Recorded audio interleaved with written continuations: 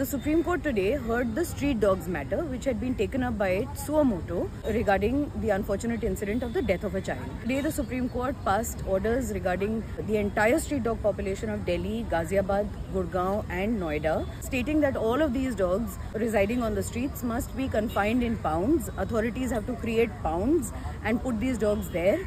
CCTVs will monitor that not a single dog is released ever from the pounds, even if it's sterilized and immunized. The Supreme Court refused to consider that the law governed this domain, the animal birth control rules. They said that they don't want to consider any rules at this time. They did not even consider the applications for intervention and impediment that had been filed by multiple parties who only wanted to assist the bench with this ongoing matter, considering that it deals with an entire species and there is science and law involved. There is also precedent involved of the Honorable Supreme Court. Very distressingly, the court cited a dialogue from a Western movie called The Good, the Bad and the Ugly multiple times and said that when you have to shoot, don't talk. This seemed very uncharacteristic of the apex court of justice of a country that has compassion in its DNA. This bench that was hearing the matter refused to even take the suggestions of its own amicus, Mr. Gaurav Agarwal,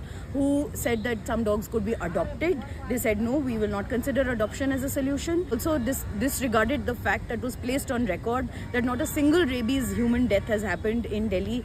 There's no way that in such an offhanded approach, lakhs of lives can get affected. In the meantime, we want all the people who look after street animals to stay together and to speak in one voice.